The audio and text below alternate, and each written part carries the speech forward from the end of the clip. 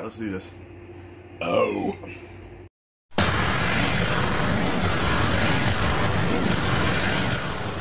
What's up, everybody? I'm Logan, and this is Whirly Reviews, the YouTube channel where I geek out and talk shit. And today I'm going to be talking about Halloween Kills. Probably going to be talking more shit than geeking out on this one, but let's go ahead and get into it.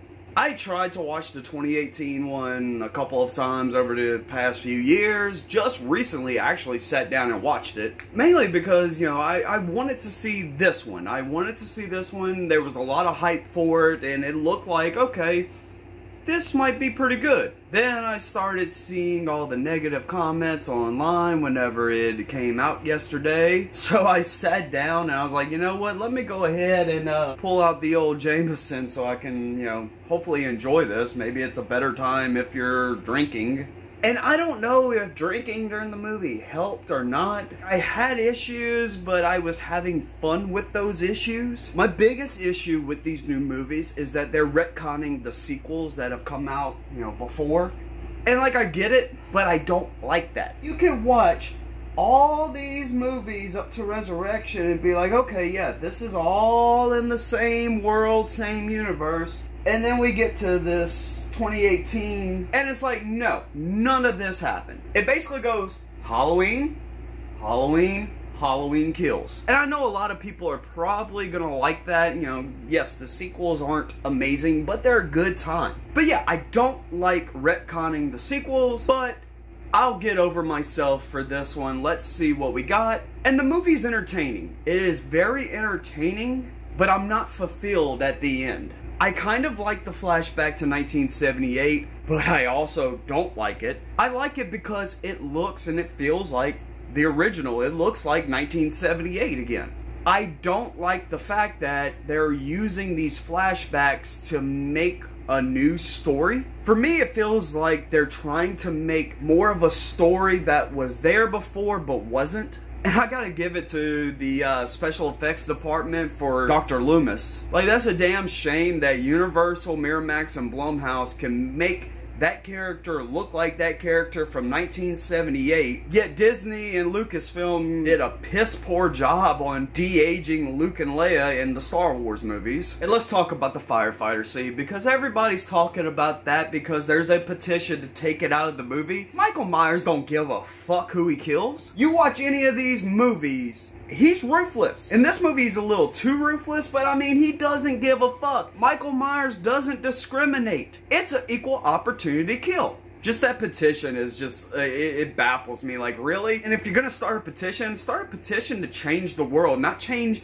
a movie about a serial killer killing people, when we've been having that for the past 40 plus years and nobody's had an issue with any of these. I mean, nobody gave a shit whenever he killed men, women, children, dogs, police. No, say the firefighters, but fuck the police coming straight from the underground. And then going back to Michael being a little too ruthless in this movie, it's not because of the way he kills people, which I think the kills are pretty entertaining. I mean, the firefighter scene, I mean, that was great. Using their own weapons against them, I'm cool with that. But when they got to that older couple and everything, stabbing the wife in the neck with that light bulb was very intriguing. I liked that kill. But then Michael goes to the husband and stabs him with a knife in the back. Dude's already dead now. Grabs another knife, stabs him again. Oh, fuck it, let's go one more. Let's grab another knife and stab him again. That just doesn't feel like Michael Myers. Like, once you're dead, like, okay, moving on to the next one. I appreciate that the movie does try to tie into the original from 78 more, bringing back some characters and everything. But at the end of the movie, it felt like they were just bringing these characters back just to make it more nostalgic. Let's bring back Tommy Doyle. Let's bring back Sheriff Brackett, Lindsay, Marion.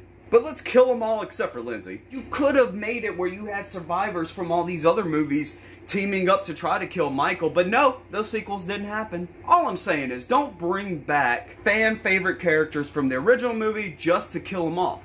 And I love that they brought back original actors and actresses to play those roles, except for Tommy Doyle. I guess they felt that the original actor couldn't really be the lead in this movie because, I mean, Tommy is the lead. Laurie Strode is on the back burner for this one. But, I mean, we get Anthony Michael Hall. And, I mean, Anthony Michael Hall is, you know, Great actor, kind of legendary. I mean, he could definitely take the lead in a movie, but I felt like his character was just kind of bleh. Like, he's basically there to start a lynch mob to go after Michael Myers. That's all Tommy was there for. He didn't do any good. He actually did more harm than good, judging by that hospital scene. And that's another thing that I didn't like, was that inmate that they thought was Michael and everything. I felt so bad for him, especially after Judy Greer's character tells him, like, I'm not gonna let them hurt you. So that was a fucking lie. But it definitely shows the dangers of a lynch mob, of getting hype out of fear and listening to somebody who's just as fearful as you and really not sitting back, thinking things through, and just acting on impulse. That's what would happen.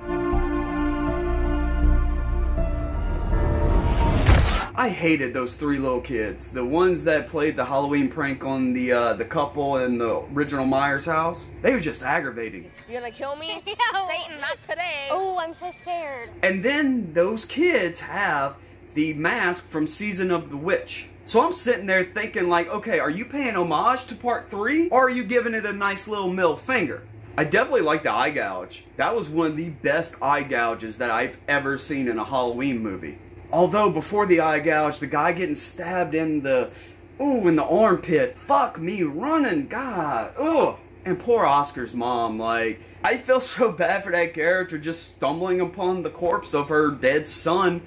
Another thing that drove me crazy in this one, and it also did in the 2018 one, is trigger discipline. It's something that everybody should know if you're going to hold a firearm. And it just fucking drives me crazy seeing these characters just finger on the trigger. The girl that was dressed up as the nurse, like, if she would have known trigger discipline, probably wouldn't have shot your fucking self whenever that door hit you. Let me learn y'all a little something. So, like, you know, this is just a pellet gun. When you're holding it, finger right here until you're ready to shoot. You don't put your finger on the trigger until you're ready to shoot. Hold it like this, and whenever you're ready to shoot at Michael Myers, then you click. Easy peasy, lemon squeezy. One of my biggest issues with the movie is definitely the end. With the one before and this one, they really make it feel like Michael Myers is just a human. He's flesh and blood. And then all of a sudden at the end, it's like, no, he's supernatural. The more he kills, the more power he gains, so to speak. My first thought was, if you're going to make him a supernatural being, why the fuck did you retcon all the sequels then? Really disappointed that Jamie Lee Curtis was not in this movie more. Other than Michael Myers, Laurie Strode is the main character of this series. And then you just throw her in a hospital for the whole, well, I mean, she was in a hospital for the whole duration of the second one. And that's another thing, like, okay, you want to retcon the sequels, like, okay, part 2 didn't happen, but with this one, let's just put her in a hospital the whole time, just like in part 2. I guess that was a middle finger to part 2, so fuck part 3, fuck part 2. And then killing off the character Karen at the end, I get it. I appreciate it. I like how it's, you know, a hell of a cliffhanger leading into the third and final one. But you want us to believe that Michael Myers was like a street over, getting his ass kicked, and then ends up turning on the mob and kills a few of them, gets away. And he sneaks back into the house and gets upstairs with everybody and their mamas outside of this house. And he just sneaks upstairs and kills her. And then why did she go up there to that fucking window? And why was that such a big part of this movie? Oh, he used to just stare out of his sister's window at Haddonfield. Apparently Michael Myers gets off just standing at his sister's window, no matter if he's a little kid or a full-grown monster. But I have to say that my favorite part of the movie was the end credits, because one of my favorite bands, Ghost, their new song, Hunter's Moon, plays throughout the credits. It's a hunter's moon. So with all that being said, I'm going to have to give Halloween Kills a rewatch level.